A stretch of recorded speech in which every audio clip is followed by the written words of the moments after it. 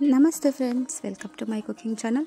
ಇವತ್ತಿನ video special ಏನಪ್ಪ ಅಂದರೆ ಸಾಂಪ್ರದಾಯಿಕ ಶೈಲಿಯಲ್ಲಿ ಚಕ್ಲಿ ಹೇಗೆ ಮಾಡೋದು ಅಂತ ನೋಡ್ಕೊಂಬರೋಣ ಬನ್ನಿ. ಇದು ನಮ್ಮಮ್ಮ ನಮ್ಮ ಅತ್ತೆ ಇಬ್ಬರು ತುಂಬ ಚೆನ್ನಾಗಿ ಮಾಡ್ತಾರೆ. ಸೊ ಹೇಗೆ ಮಾಡೋದು ಅಂತ ತಿಳ್ಕೊಂಬರೋಣ ಬನ್ನಿ. ಮೊದಲನೇದಾಗಿ ನೋಡಿ, ಇಷ್ಟು ಸಾಮಗ್ರಿಗಳು ಹುರಿಲಿಕ್ಕೆ ಬೇಕಾಗಿರೋದು, ಚಕ್ಲಿ ಹಿಟ್ಟಿಗೆ ಬೇಕಾಗಿರೋದು. ಇಲ್ಲಿ ಮೊದಲಿಗೆ ವಾಶ್ ಮಾಡಿ ಇಟ್ಟಿರುವಂತಹ ಸೊಸೈಟಿ ಅಕ್ಕಿ, ಯಾವುದಾದ್ರೂ ಅಕ್ಕಿ ಆದರೂ ಪರವಾಗಿಲ್ಲ. ಇಲ್ಲಿ ನಾವು ತಗೊಂಡಿರೋದು ಸೊಸೈಟಿ ಅಕ್ಕಿ. ಇದನ್ನು 2 ರಿಂದ 3 ಬಾರಿ ಚೆನ್ನಾಗಿ ತೊಳೆದ್ಬಿಟ್ಟು ಇದನ್ನು 2 ದಿನ ಅಥವಾ 1 ದಿನ ನೀಟಾಗಿ ಬಿಸಿಲಲ್ಲಿ ಒಣಗಿಸ್ಕೋಬೇಕಾಗುತ್ತೆ. ಒಣಗಿಸಿ ಆದ ನಂತರ ಇದನ್ನು ಹುರ್ಕೋಬೇಕಾಗುತ್ತೆ. ನೋಡಿ, ಈ ರೀತಿಯಾಗಿ 2 ಬ್ಯಾಚಲ್ಲಿ ಹುರ್ಕೋತಾ ಇರೋದು. ಇಲ್ಲಿ 1.5 ಸೇರ್ ಆಗುವಷ್ಟು ಅಕ್ಕಿನ ವಾಶ್ ಮಾಡ್ಕೊಂಡು ಇಟ್ಕೊಂಡಿರೋದು. ಇದನ್ನು 2 ಬ್ಯಾಚಲ್ಲಿ ಇದನ್ನು ಈ ರೀತಿಯಾಗಿ ಹುರ್ಕೋಬೇಕಾಗುತ್ತೆ. ಅಕ್ಕಿ ಕೆಂಪಗಾಗಬೇಕು, ಅಂದರೆ ತೀರಾ ಸೀದೋಗಬಾರ್ದು. ಈ ರೀತಿಯಾಗಿ ಹುರ್ಕೋಬೇಕಾಗುತ್ತೆ. ಇದನ್ನು 2 ಬ್ಯಾಚ್ ಆಗಿ ಹುರ್ಕೊಂಡು ತೆಗೆದಿಟ್ಕೋತಾ ಇರೋದು.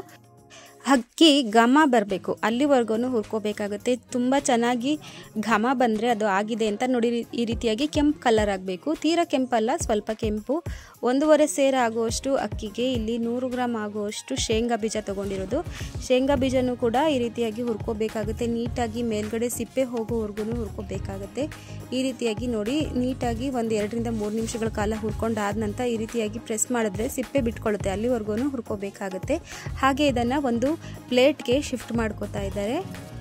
ಹಾಗೆ 100 ಗ್ರಾಮ್ ಆಗುವಷ್ಟು ಹೆಸರುಬೇಳೆ ಕೂಡ ತಗೊಂಡಿರೋದು. ಇದನ್ನು ಕೂಡ ಕೆಂಪಾಗೋವರೆಗೂ ಹುರ್ಕೋಬೇಕಾಗುತ್ತೆ. ನೀಟಾಗಿ ಫ್ರೈ ಆಗುತ್ತೆ. ಸಿಮ್ಮಲ್ಲಿ ಇಟ್ಕೊಂಡು ಫ್ರೈ ಮಾಡಿದ್ರೆ ತುಂಬಾ ನೀಟಾಗಿ ಫ್ರೈ ಆಗಿರುತ್ತೆ. ಹಾಗೆ ಇದನ್ನು ಕೂಡ ಅಕ್ಕಿ ಒಳಗಡೆ ಸೇರಿಸ್ಕೋತಾ ಇರೋದು. ಹಾಗೆ ಅದೇ ಬಾಣಲೆಗೆ ಇಲ್ಲಿ 100 ಗ್ರಾಮ್ ಆಗುವಷ್ಟು ಅಥವಾ 1 ಕಪ್ ಆಗುವಷ್ಟು ಕಡಲೆ ತಗೊಂಡಿರೋದು, ಹುರಿಗಡಲೆ. ಅದನ್ನು ಕೂಡ ಸ್ವಲ್ಪ ಹುರ್ಕೋಬೇಕಾಗುತ್ತೆ. ಹಾಗೆ 1 ಕಪ್ ಆಗುವಷ್ಟು ಉದ್ದಿನ ಕಾಳು ಅಥವಾ ಉದ್ದಿನ ಬೇಳೆ ತಗೊಂಡಿರೋದು. ಇದನ್ನು ಕೂಡ ಸೇಮ್ ಅಳತೆಯಲ್ಲಿ ಕಡಲೆ ಹಾಗೂ ಹೆಸರು ಬೇಳೆ ಹಾಗೂ ಉದ್ದಿನ ಬೇಳೆ ಎಲ್ಲನೂ ಸೇಮ್ ಅಳತೆಯಲ್ಲೇ ತಗೊಂಡಿರೋದು. ಕಡಲೆ ಬೀಜನೂ ಕೂಡ ಕಡಲೆ ಬೀಜದ ಮೇಲ್ಗಡೆ ಸಿಪ್ಪೆ ತಗೋಬೇಕಾಗುತ್ತೆ. ಹಾಗೆ ಇಲ್ಲಿ ಖಾರಕ್ಕೆ ತಕ್ಕಷ್ಟು ಗುಂಟೂರು ಮೆಣಸಿನಕಾಯಿ ತಗೊಂಡಿರೋದು. ಇದನ್ನು ಕೂಡ ಹುರ್ಕೋಬೇಕಾಗುತ್ತೆ. ಹಾಗೆ 2 ರಿಂದ 3 ಟೇಬಲ್ ಸ್ಪೂನ್ ಆಗುವಷ್ಟು ಜೀರಿಗೆ ತಗೊಂಡಿದ್ದೀನಿ, ಅದನ್ನು ಕೂಡ ಹುರ್ಕೋತಾ ಇದ್ದೀವಿ.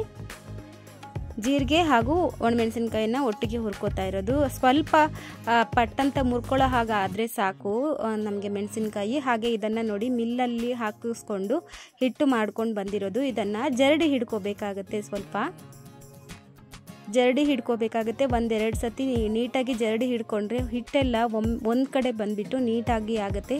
ಹಾಗಾಗಿ ಇದನ್ನು ಜರಡಿ ಹಿಡ್ಕೋಬೇಕಾಗುತ್ತೆ. ಅಥವಾ ಯಾವುದಾದ್ರೂ ಗಟ್ಟಿ ಪದಾರ್ಥ ಇದ್ದರೆ ಹೋಗುತ್ತೆ, ಚಕ್ಲಿ ಒರಳಿಗೆ ಸಿಗಾಕೊಳ್ಳೋದಿಲ್ಲ.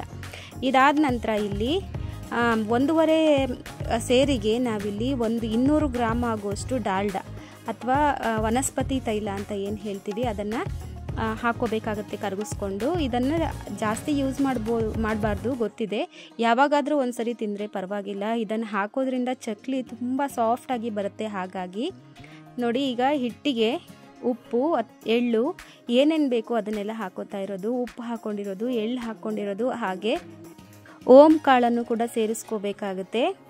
ಹಾಗೆ ಇಲ್ಲಿ ಬಿಸಿ ನೀರನ್ನು ಹಾಕೋತಾ ಇರೋದು. ಅದನ್ನು ಕಲಿಸ್ಕೊಳ್ಳಿಕ್ಕೆ ಎಷ್ಟು ನೀರು ಬೇಕು ಅಷ್ಟನ್ನು ಸೇರಿಸ್ಕೊಂಡು ಬಿಸಿಯಾಗಿರೋದ್ರಿಂದ ನೀರು ಈ ರೀತಿಯಾಗಿ ಸೌಟಿನ ಸಹಾಯದಿಂದ ಕಲಿಸ್ಕೋಬೇಕಾಗುತ್ತೆ.